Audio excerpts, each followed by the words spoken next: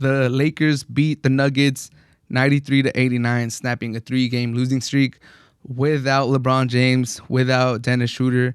They get it done.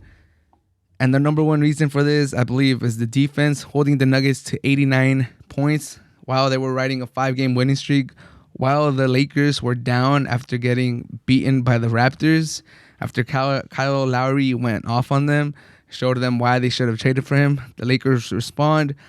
I know there was Laker fans that were ready to hop off the bandwagon, to hop off the boat, but the Lakers pulled it off. They get a win, much needed win against the Nuggets. Quality win too. The Nuggets are a good team. Even without Jamal Murray, they're still a very quality team. So for the Lakers to get that dub, great dub. They play the Clippers next. We'll see if they're able to build on that. AD said that they are back. I'm not sure. Let's pump the brakes. I don't think they're officially back. They won't be back. First of all, you can't be back without LeBron James. If LeBron James is still having a nagging injury, there's no chance the Lakers win a championship again. But it is a step in the right direction. I liked what I saw from the defense. I like the effort that the Lakers playing with. They look like they had a sense of urgency. They look like they really wanted to go for this win. And I feel like they knew that they kind of had to have this win. It was the standings for the Western Conference are getting very tight. With that win, the Lakers did move up to 5th.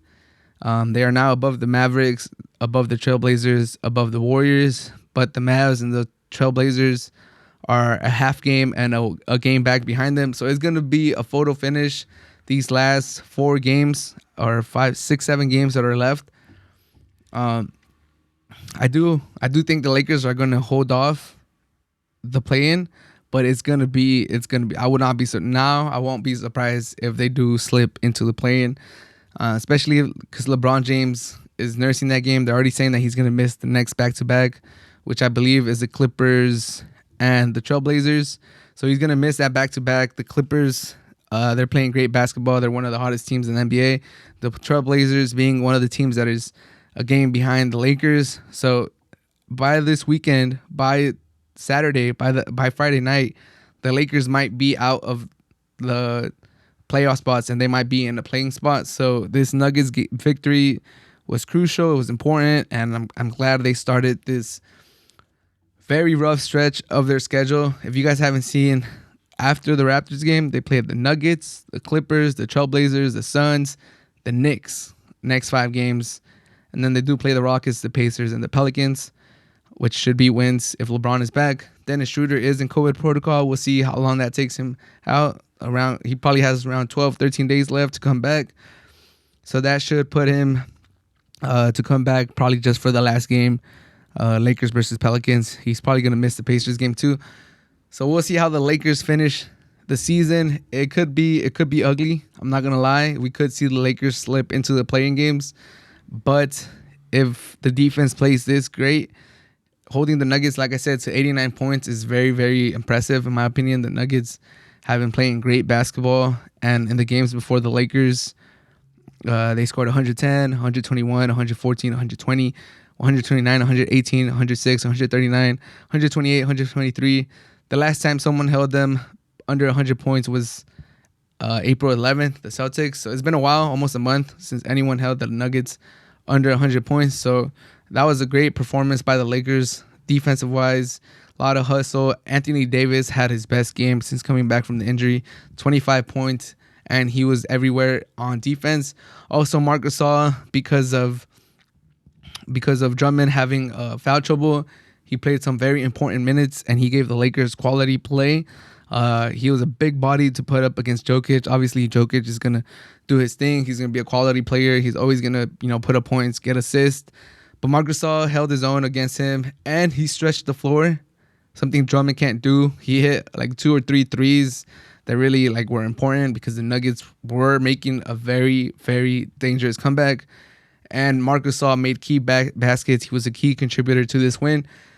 I would not be opposed to Marc Gasol getting more minutes. Drummond has his liabilities. He does have strong points, but I don't think he's the solution for every single team. I think there's games where Drummond should get the bulk of the minutes at the center position where he could dominate in the paint, but there's also situations where Marc Gasol should get minutes, should be there to stretch the floor, especially if his three is falling. If it's not just like, if they're not falling, then yeah, he becomes like, you don't really want to play Marc Gasol that many minutes. But if the three is falling for him, if he's able to stretch that floor at the 5 and he can still provide like a big body, a 7-footer at the rim, then I don't think Marc Gasol should be, put in the doghouse and not get any minutes. I think he should deserve some 10 to 15 minutes, especially if the three is falling, like I've said. And if Drummond is not playing that great, because Drummond is known for missing some easy layups and some putbacks and stuff like that. Like, for all the great that Drummond has done, he is not like an elite player that should always be starting. That's what I'm trying to say. But good game by Marc Gasol. I was impressed by what I saw. Like I said, the defense played good. Thornton Tucker had a rough start, but he finished. He had a good game. I like what I saw from him. Overall, I like the energy that the Lakers played with against the Nuggets, and I hope that they're able to keep playing with this energy because they're gonna need it. This tough stretch. Clippers, Suns, Knicks, a lot of hard games coming up, but the Lakers, they pretty much, there's no hope for them to finish in the top 4.